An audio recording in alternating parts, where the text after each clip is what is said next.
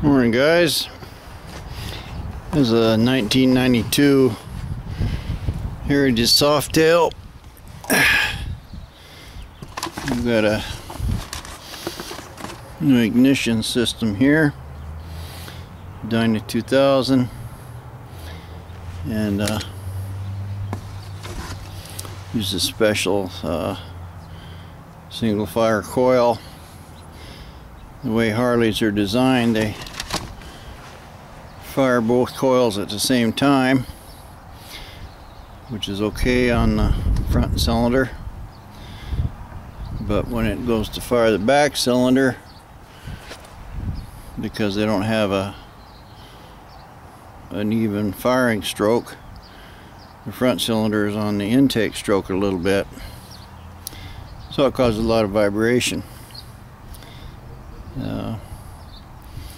They say, you know, you're supposed to get improved plug mileage out of it. Don't really care about that, but should be a coil behind this thing here, and an ignition box. This one just plugs into it. We've got some settings here through these switches for rev limit and various things. So I'm just going to pull it off and put it on. I don't think these coils give you any more power, but they are supposed to make it run a lot smoother. And this thing does vibrate. I'm used to big Jap bikes, and this thing, even though it's surprisingly smooth, it definitely is not a comparable to any of the inline fours or anything like that. So anyway, we're just going to start pulling it apart, and we'll give you a little idea of how to do it.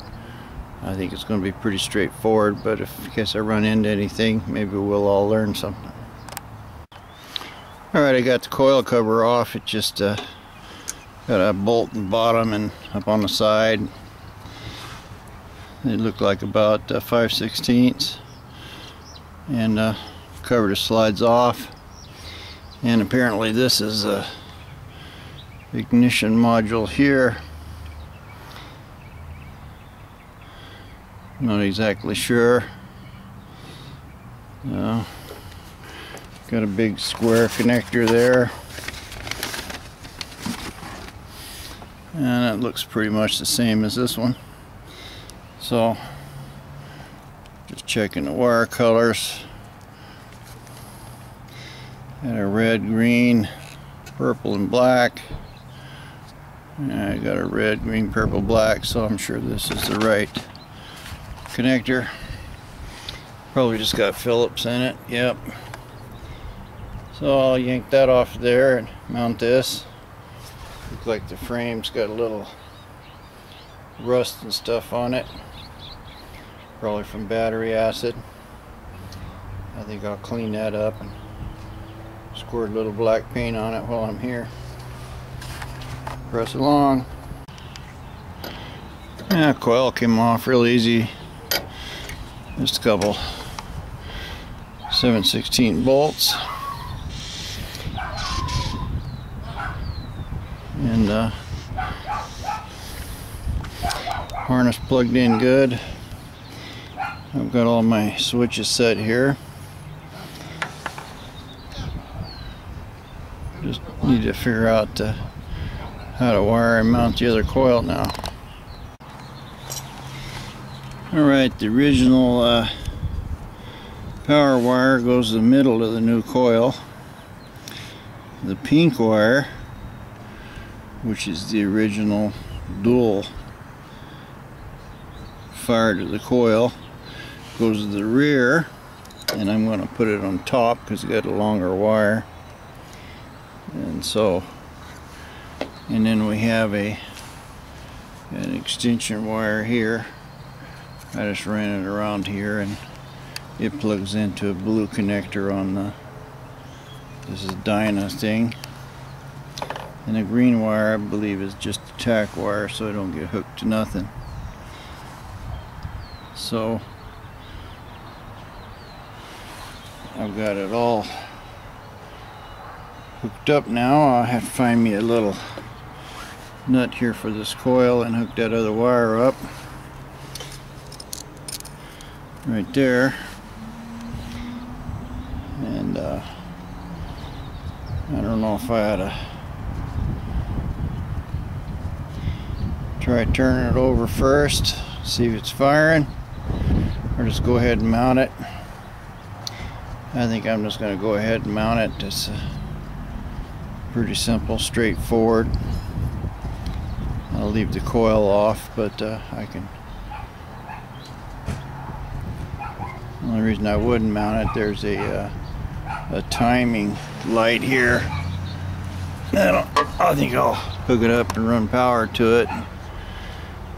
Make sure everything looks like it's right, and then I'll try to start it. Well, that's it. Pretty much not even worth making a video. I didn't start it, but I turned it over and it flashed like it's supposed to. Coil cover and everything goes right back on with the same bolts. Just real easy to do. You could probably do it in 20 minutes if you wanted to. Couldn't have took me more than half an hour.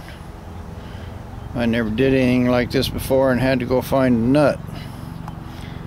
So I guess now the test would be just to start it and see how it runs, and hopefully it'll knock out some of that vibration.